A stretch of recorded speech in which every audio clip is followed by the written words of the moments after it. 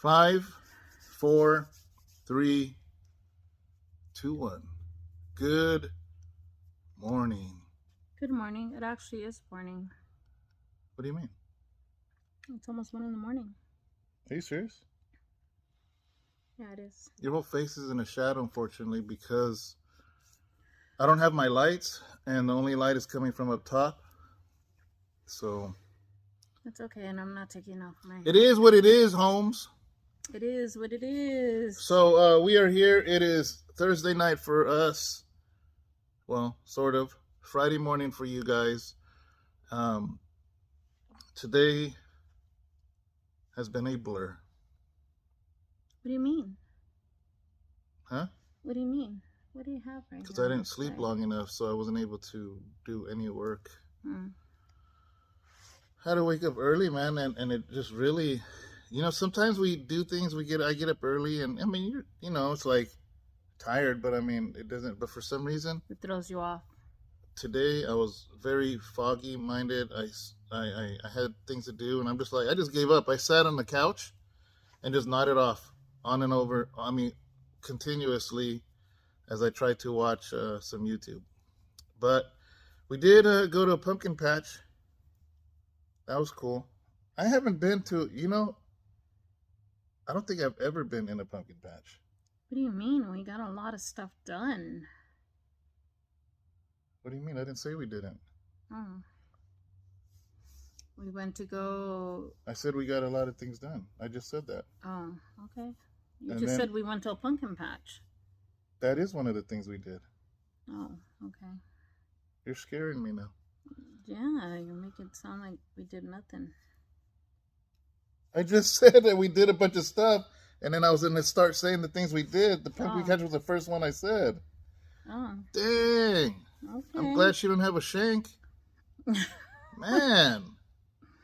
I'm like, speak for yourself. Whatever, man, because all I know is that I feel like I've been busy from the moment we woke up. That was the whole premise of this whole video, was it's been busy since early morning.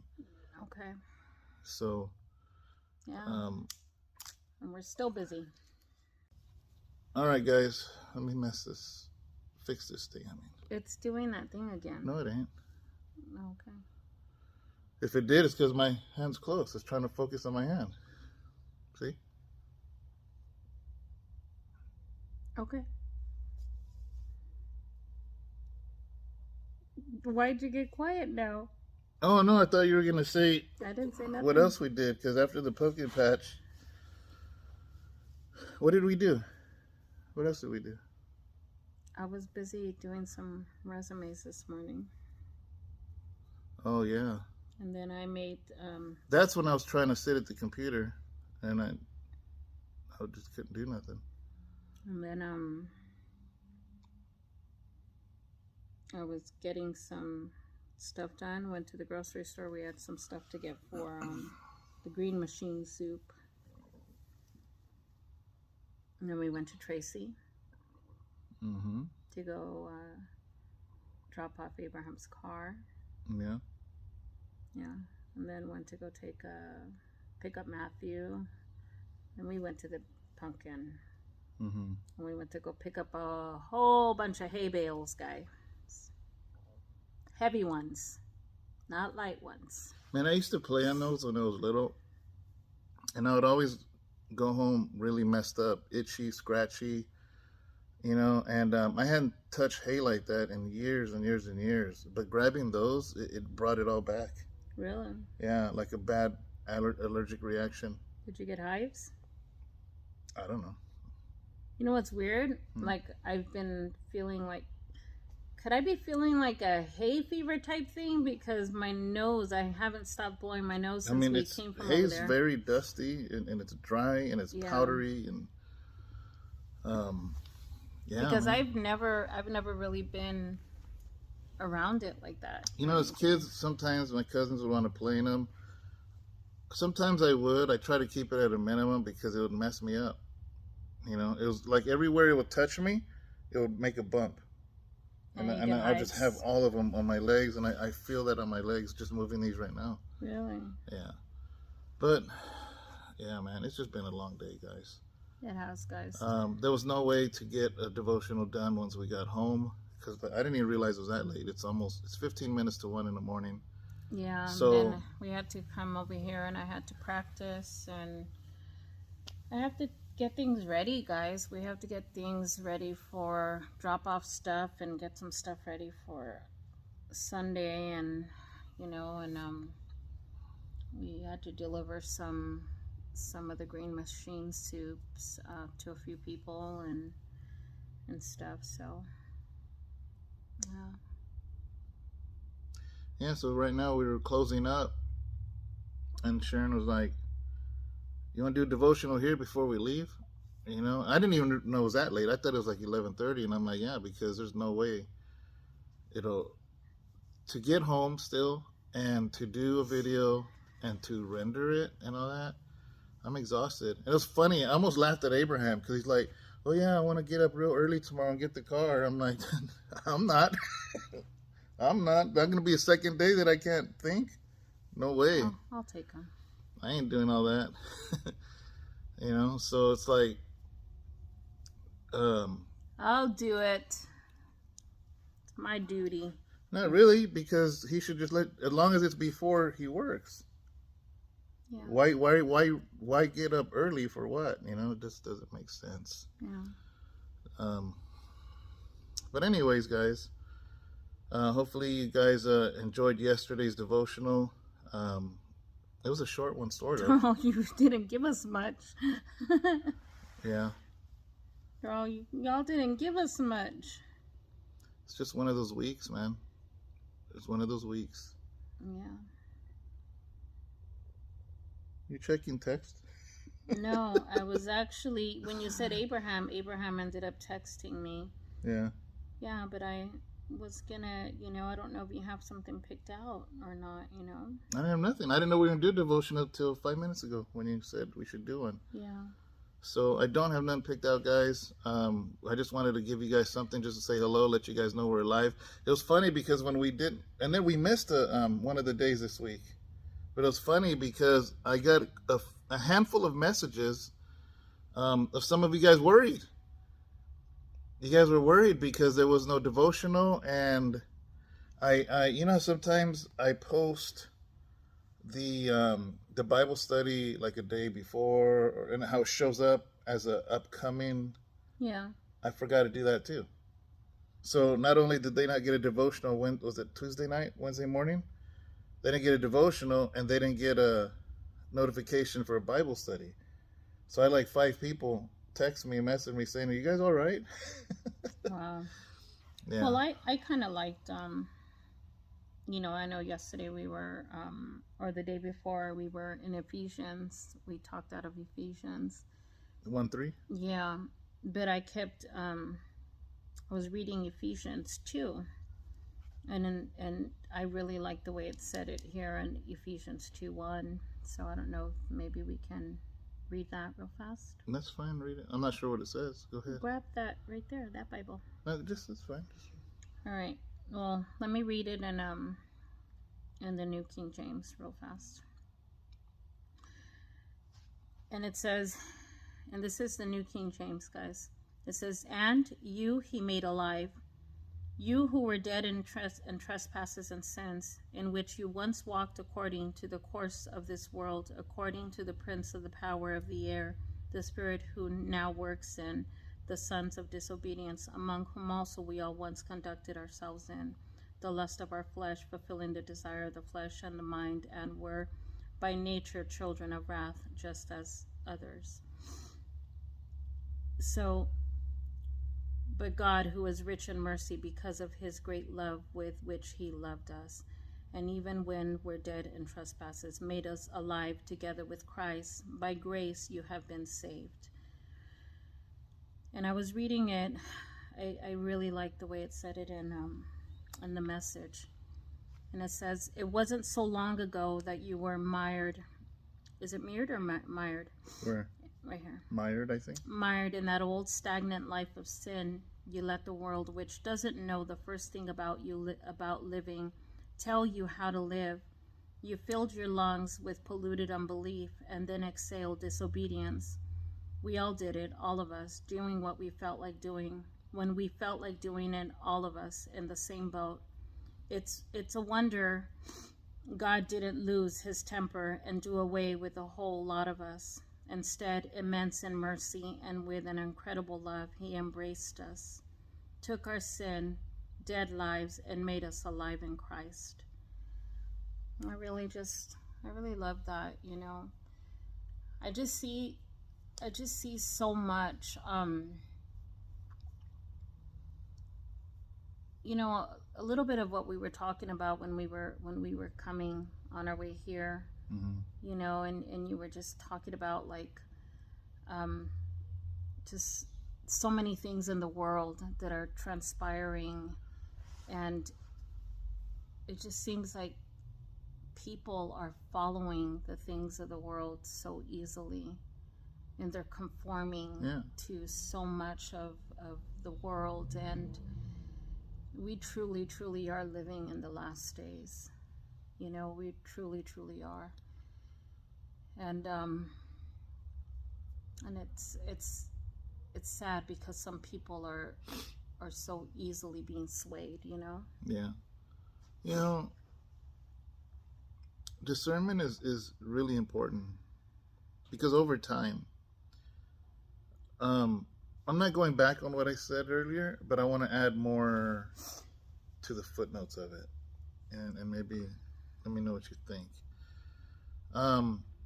Because we were discussing technological advances that have been happening. Like, I don't know if you guys know, like even Facebook, Mark Zuckerberg renamed it yesterday, you know, and some of the other things, and it made me think back to the early church. And sometimes the church, we have to be really careful when we freak out about technology, but at the same time be careful, because sometimes I believe technology is building the systems in which we will be persecuted. Yeah.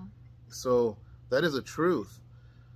At the same time, like I've read, like when radio first came out, Christians were really against it, man, because they felt that they were against preachers preaching on the radio, because if they did, people wouldn't go to church anymore, because they could just hear it on the radio.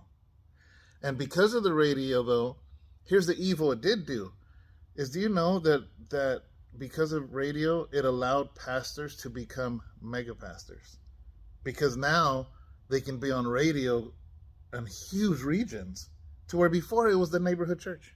Yeah. So I could see where look where it has gone. Look what it has done. Yeah. So can you imagine, though, later on, Christians were against radio, and then you see the fruit of it, and it's almost like we have to eat humble pie to non-believers. They're like, man, you guys were ever saying it was the devil, now you're over here preaching on the radio. Yeah. Same thing with television, you know, and then all of a sudden the internet. And so we have to be careful to demonize things, at the same time be discerning enough to know that in the same way it can be used for good, it's definitely going to be used for bad. Because that's the thing I said ultimately, Satan is going to find a way in everything. Well, I think that there has to be that fine balance without justifying our walk, you know, and that's why discernment is so important, because you can walk that righteous walk without swaying, without, losing your focus on Christ, and you don't justify the things of Christ, there has to be a balance. And that's the hard thing. Is it a hard walk? Does it sometimes feel like a tightrope? Yeah, it feels like a tightrope sometimes. Does it feel like you're gonna fall sometimes? Does it sometimes feel like, when you go to the circuses and they have those people on those and they're walking this tightrope, to many, I bet that's exactly what it feels like, because it must, because being a follower of Christ, because I'm not going to say Christianity anymore, because it's hard because Christianity is thrown out there so loosely now. But I'm going to say a follower of Christ, a true follower of Christ. Being a true follower of Christ is not easy. It's not. It's one of the hardest things, but it's one of the most rewarding things ever. Mm-hmm. But that's the thing. The easy things in life don't come easy. Yeah. Well, I want to say this too, though, is that I believe when Sharon is saying that, because I always say Christianity is easy. So I think maybe what you mean by that? I meant in a sense where, because the world's going to make it hard for us. Well, my sense is that it's well, exactly. Yeah. But that's the thing. If it was persecution, opposition, exactly, attacks, it's opposition. Yeah. But that's the thing. Opposition is what brings growth, though. Mm-hmm. If it was easy, do you think that the enemy would be, trying to distract you, disturb you, or no? Yeah. Yeah. So it's every time the church has grown in history, it's when the church has been attacked. So I think you're saying it in the same sense that I'm saying it for the same reason. Yeah.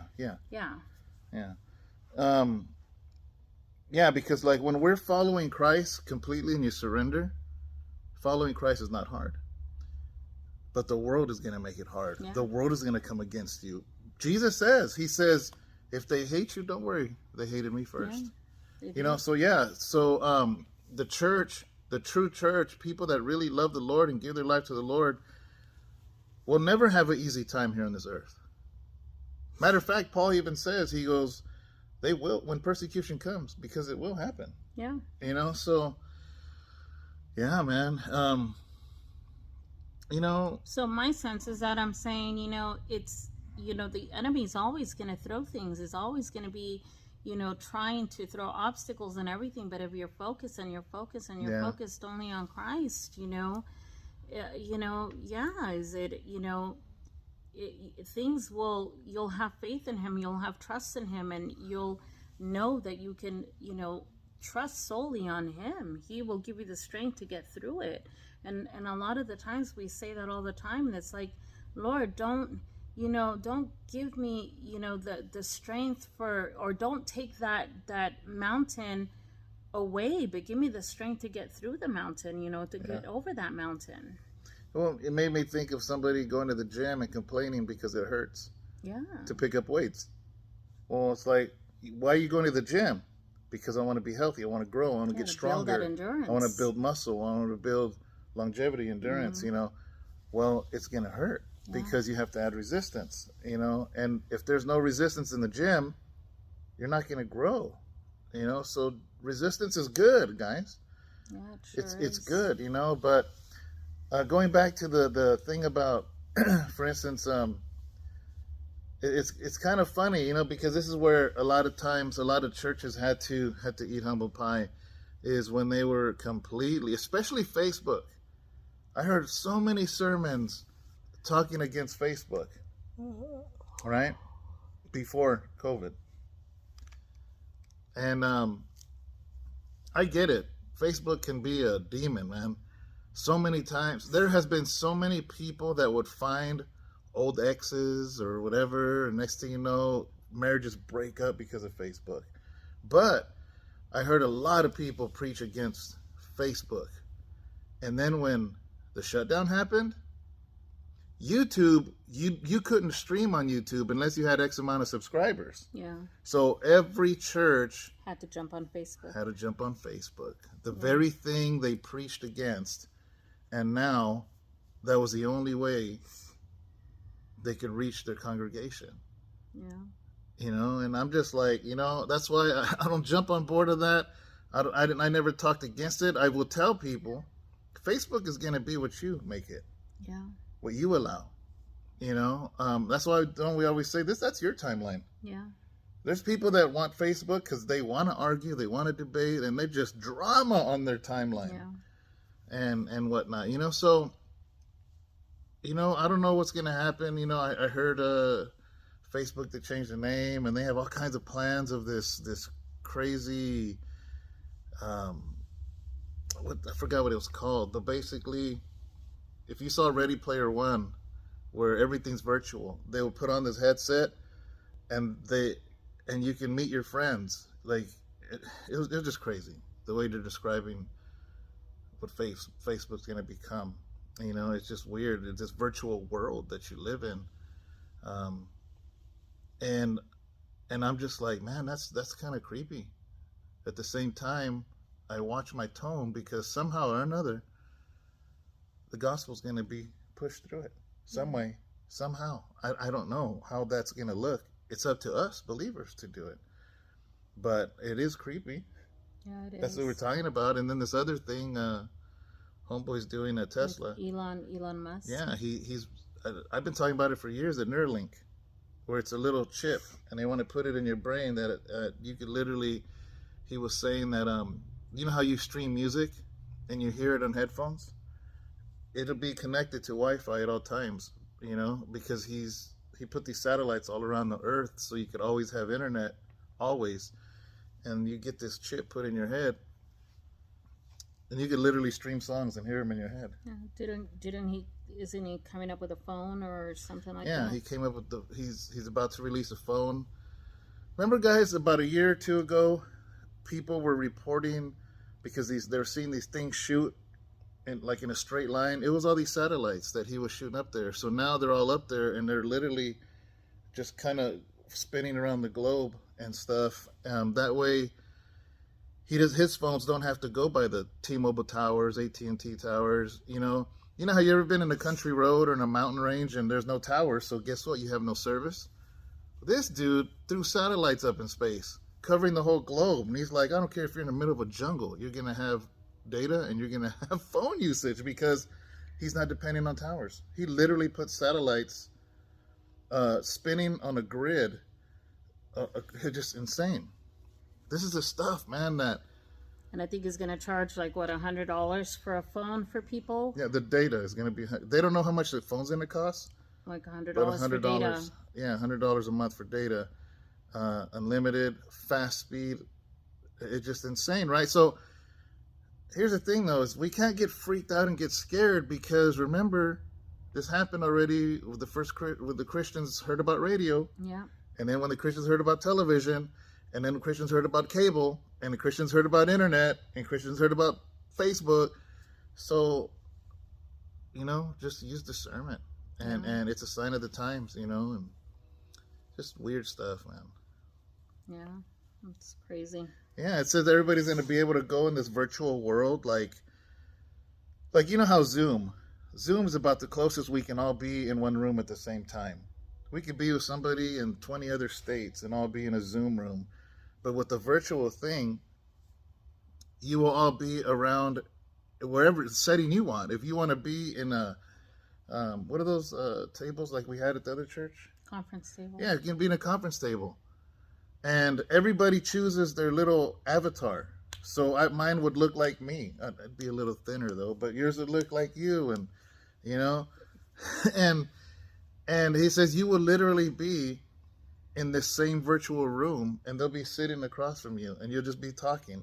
And that says that there's companies already jumping on board to build cities where you can be like, hey man, let's go watch the latest movie. And you literally come out of the building and go down the street into a theater, and you all watch the same movie within a virtual world. It sounds crazy, right? But this is Mark Zuckerberg saying this. Yeah, but it's crazy. What's even crazier is that people want this.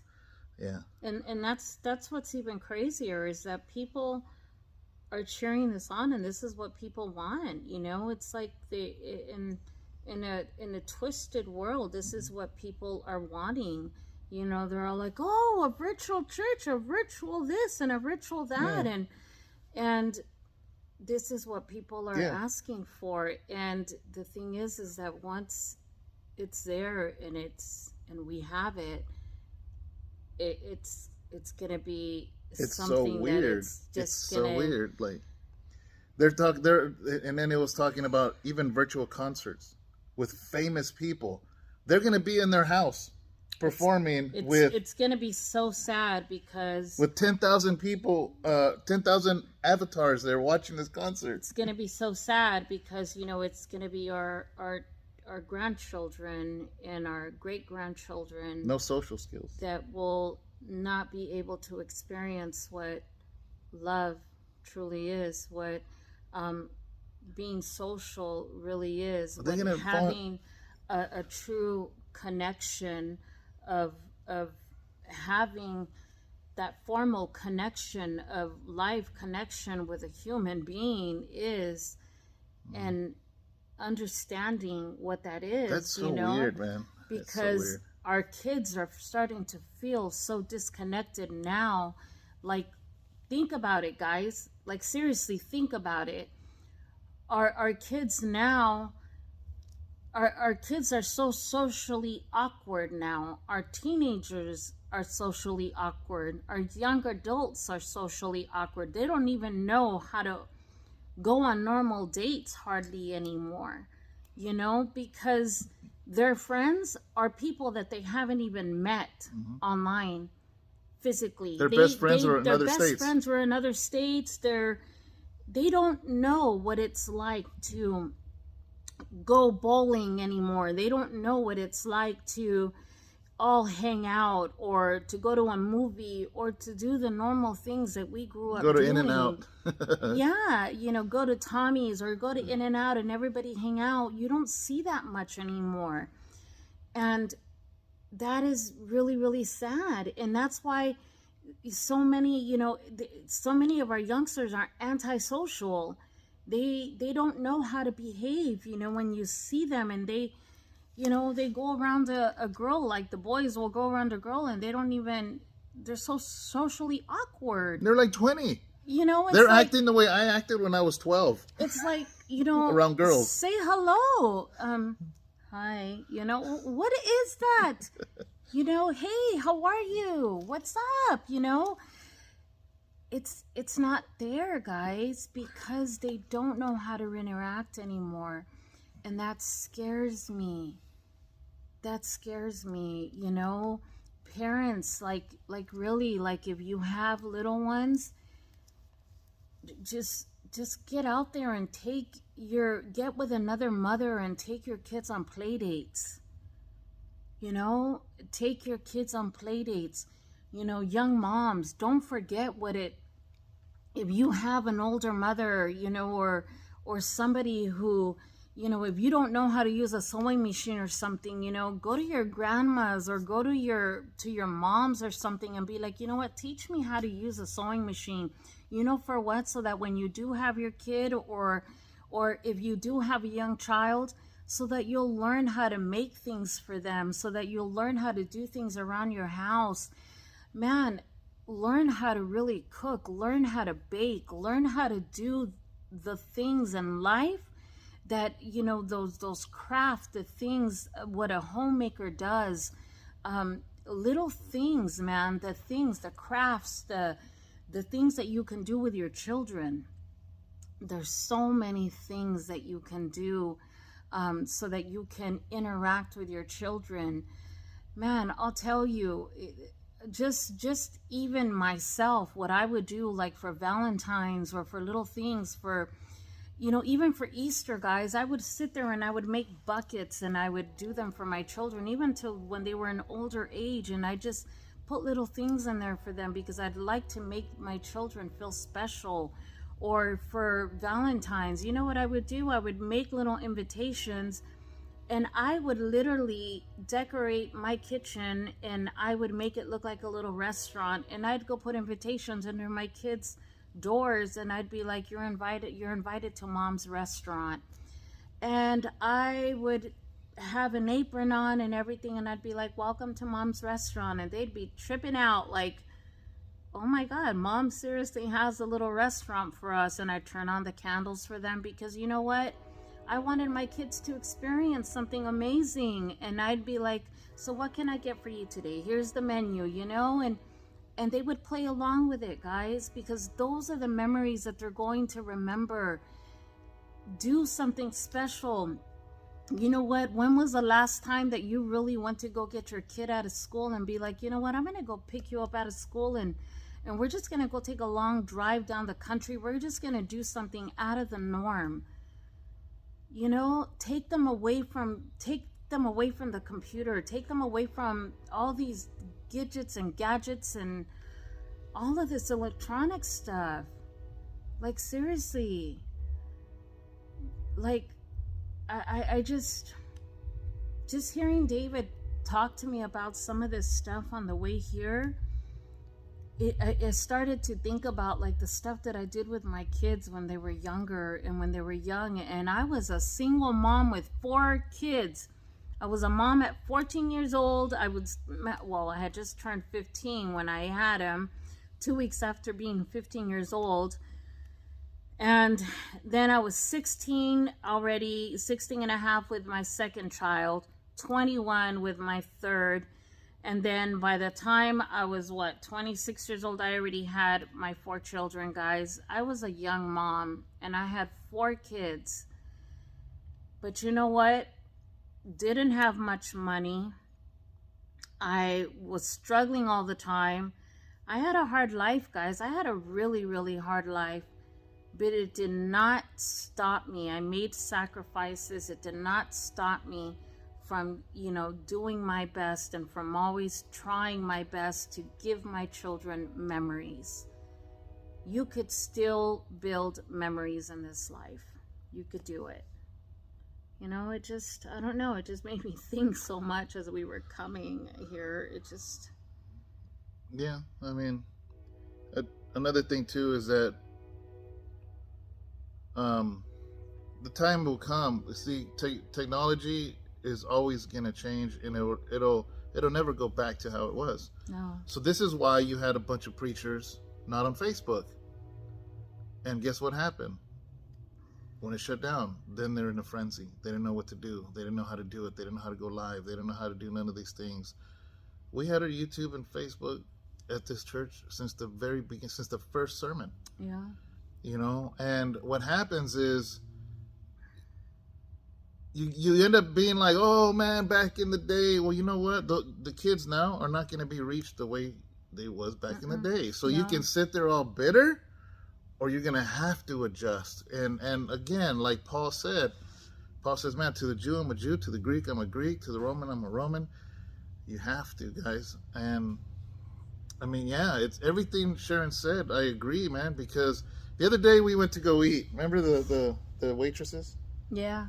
And they were both best friends. They're 18 or 19. One was 18. The other one was like 21. Yeah. And they were cracking up with us. And they said, and I don't know who brought it up, them or us or whatever, but we brought up about, because one of them says one of them had a boyfriend, the other one was single, and then we're like, oh really? We got a bunch of teenage boys, And then it got into that conversation that she goes, every time there's guys that come in my age, they're just on their phone. She goes, they don't even know how to order from me. Like, they don't even look at me. They'll be on dates and they'll be on their phone. Yeah, or if they're single guys, there's 2 or 3 guys that come in, and she didn't say this, but she's like, come on, look at me. Like, I look pretty nice, like, and she's like, they won't look up. Like, they don't even know how to talk to me. Like, they're like shy. Like, I'll take some fries, a Pepsi, you know what I mean? Like, and she's like, like, what's going on? She goes, these guys,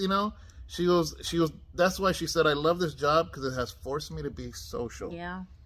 And we had a great conversation and joked and laughed, and she's like, yeah, it's really I told her I'm going to come visit her with my 3 boys so she could choose eeny, meeny, miny, mo. She goes, yeah, these boys my age, she goes, they don't know how to conversate, so. Yeah. But yeah, it's a crazy world, man, and there's nothing we can do to stop it, all of these different technologies have always scared the church, but eventually it is what it is. It's not going to go back. Like I remember people were mad at cassettes, and then people were mad at CDs. I had friends, and I ain't getting no CDs.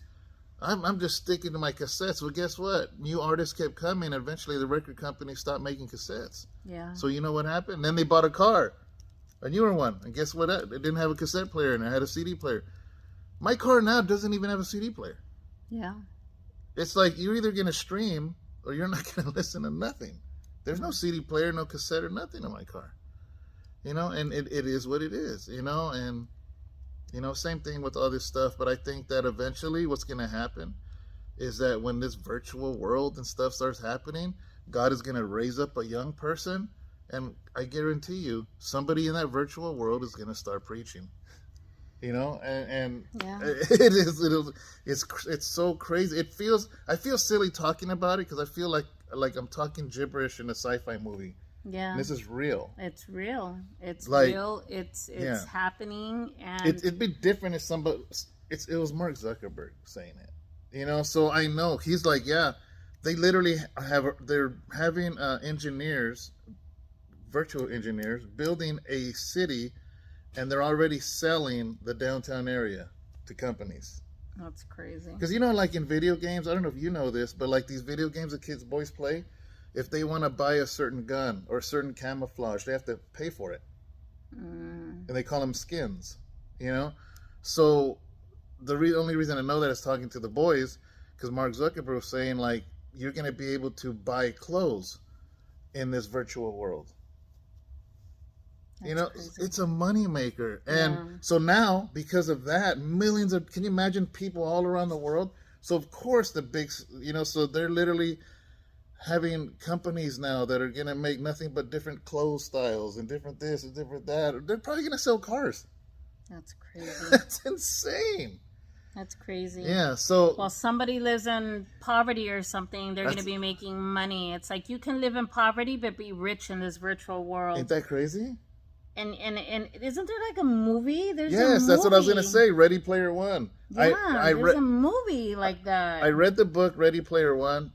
The book is better than the movie, but the movie's good too. It's called Ready Player One, and it's exactly that. This kid lives in a mobile home trailer park, and broke and poor. It's a broken down one. Yeah, like it's stacked just up. Heck, a ghetto trailer park with the trailer stacked up, and the world is so horrible. This is before COVID. And all they want to do is stay home and be in that virtual world. Because in the virtual world, he's cool. In the virtual world, he meets girls. In the virtual world, he has a garage with nice cars in it. But in real life, he's broke in a mobile home. That's crazy. And then now to hear one of the richest people in the world saying that this is what they're doing? Wow. Just wow. Yeah, we just gotta pray for our kids, man. We gotta pray for our kids. But guys, I really, really, truly believe that if we instill in our kids and if we pray for that fire to be ignited in our children, and we pray for that, for that Holy Spirit just to be, you know, to dwell within them, and just, because I know God really wants to do something tremendous within our children and within our youth. He has to, because if not, then what's going to happen is that, you know, then what's going to happen? Jesus, the whole legacy is going to die? No, it's not. You know, it's not. We have to make sure that, you know, that Jesus lives within our children, and that it continues and it continues. We have to be the ones to instill that in our children, in our grandchildren, and in our great-grandchildren, and then their children. We have to be the ones to do that. We have to plant that seed. We have to do it, guys. You know, we have to do it. And even if it's one, even if it's just one, you know, because look at, with you, it's, even if it was one or two, it starts with just one, you know, it starts with one, you know, and it just goes from there, guys. There's always one fire starter. Yeah. But guys, you know, we hope that, you know,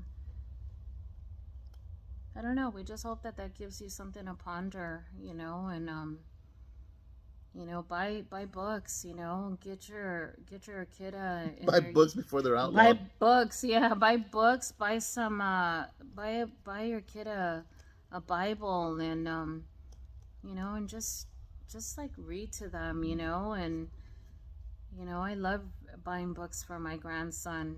And you know, for our granddaughters too. I really love buying books for them. The day will come when books don't exist. Everything will be digital.